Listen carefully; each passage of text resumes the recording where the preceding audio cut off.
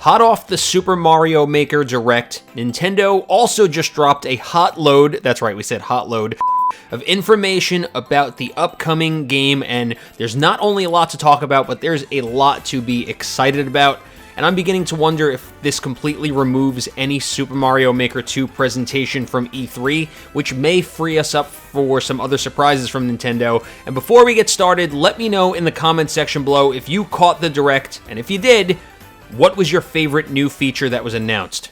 I could cover everything that was revealed, and we may do a more detailed breakdown video, but I wanted to go through my top 10 new features that were revealed because they're going to add layers of fun and replayability to the game. Super Mario Maker 2 introduces a feature where you can turn the angry sun into a much less angry moon that will unlock hidden features in levels depending on the theme, ranging from floating Goombas to upside-down levels and everything in between. Where was this mode in Super Mario Bros. 3 when I was 3 years old and the angry sun would give me nightmares? The new moon feature will allow Mario to clear a screen of enemies when touching it, and unlocking night mode will bring a plethora of hidden features to new themes. I could also see a creator making this something to avoid, because maybe you'll need the enemies on screen to either solve a puzzle or make a jump. I already have the creative gears turning. Clear conditions open up a bunch of new ways to play a level, because it is no longer about getting from point A to point B, which really only pushed how much difficulty creators could jam into a level. From the look of it, you can create clear conditions for a level spanning defeating a set number of enemies, or collecting coins, or getting to the goal with a power-up. I'm curious if there's an option for other clear conditions that we have yet to see, or if they're going to keep it simple, but either way, it's a nice touch that adds a lot of depth to the game, even if there's only a couple conditions to choose from. I'm wondering if it's also possible to use multiple clear conditions for one level. Say if I wanted to build a level that required you to both defeat 100 Goombas and collect 100 coins, but from the look of it, you may only be able to equip one clear condition per level, but I'm hoping there's an option to add more. Secret areas were announced in the form of vertical sub-areas, which means exploration is going to be a huge part of level creation. And as someone who enjoys watching insanely difficult levels be played in the first Super Mario Maker, I'm all about puzzle solving and exploration in a Mario game. Super Mario World is one of my favorite Mario games because it took exploring to a completely new level with multiple exits on stages that led to Star World, and I doubt we'll get that kind of customization in Super Mario Maker 2, but it's just a matter of time, and this really unlocks the door for so many possibilities when building a level. You could also use the scroll stop feature to hide areas from view for hidden rooms, so there's a lot to play with.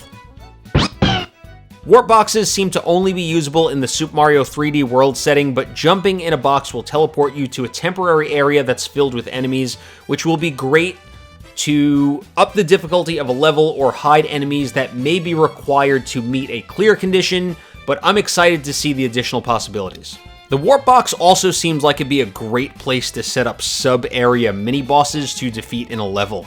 And this all goes back to talking about how exploration of a level will become a bigger part of creation instead of just making something balls to the wall difficult. And don't get me wrong, there will still be plenty of that, but now we can create more intricate puzzles. Maker profiles. Now you can have a more robust online profile complete with avatar customization, and I'm sure there will be limited time and event exclusive costumes that will be available, but it just adds another layer from just being able to follow a creator. There's also medals to earn, ratings, and lists that will show the creator's uploaded, liked, and played courses, along with a few other statistics.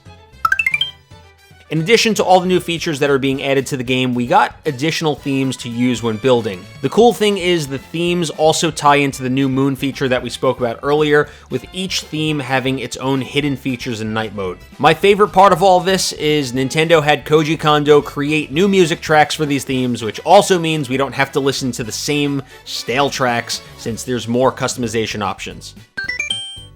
We're finally getting a story mode.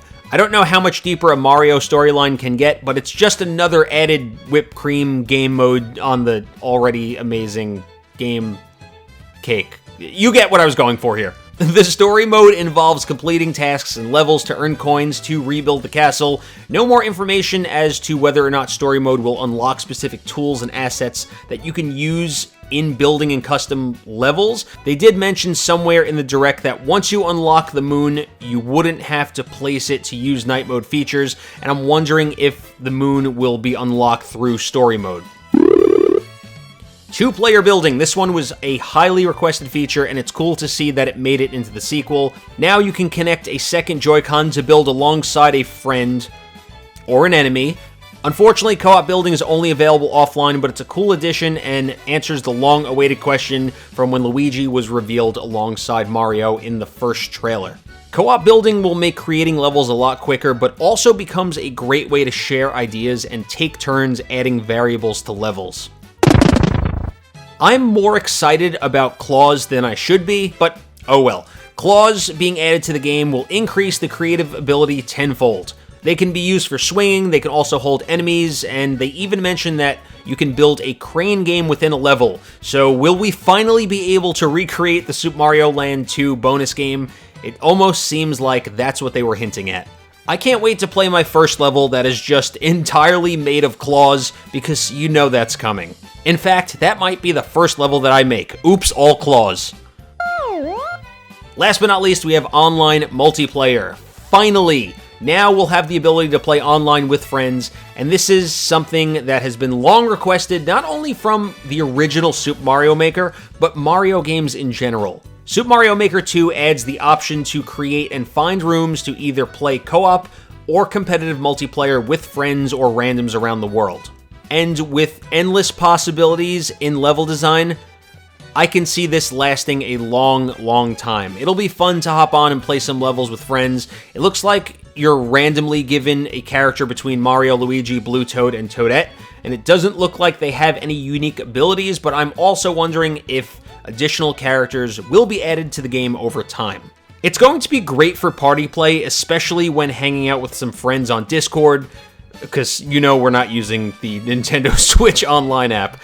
Online multiplayer also potentially opens the door for unofficial competitions or tournaments.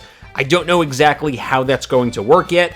I'm just kind of throwing out ideas, and I'm glad Nintendo realized that not everyone has a paid Nintendo Switch Online membership yet, so it's cool that if you're playing locally, only one person will need it. It's also very smart of them to bundle a year's membership for an additional $10, especially if it stacks on current memberships. There's a lot of other great features that were added to the game that deserve an honorable mention, whether it's returning or a new feature like being able to combine any item with any baddie to create an endless combination of threats. The dry bone shell where you literally get to wear the skin of a dead enemy? That's kind of weird, but I'm into it. Also, it gives you lava immunity, which is pretty cool. Another notable mention is the Koopa Troopa car, which is unique to Super Mario Maker 2, or at least I think it is, and is shown bouncing on some enemies, so you know some crazy roller coaster levels are coming as well. I already saw a lot of this on Twitter, but there's a space next to the Super Mario 3D World theme under the extra theme section, and it makes me wonder if we're going to be getting post-release content as DLC, and there's already speculation as to what's going to go there, but I think I'm going to save some things for another video because I have so much to talk about. I'm also going to be hosting some kind of level creation contest with a prize. I don't know what that looks like yet or the details, but just know that something will be coming. Overall, I'm pleased with how much Nintendo has added to the game, instead of just cashing in and porting over the Wii U version of the game, which they could have easily did to make a quick buck, as we've seen with a few other titles since the Switch has launched. Those are my top 10 new features coming to Super Mario Maker 2. Let me know what yours are in the comment section below, and be sure to check out some of my other content on this channel if you're into Nintendo stuff, because I've got a lot of it. If you're new to the channel, let me navigate you over to the subscribe button right below the video. Okay, great. Now click it.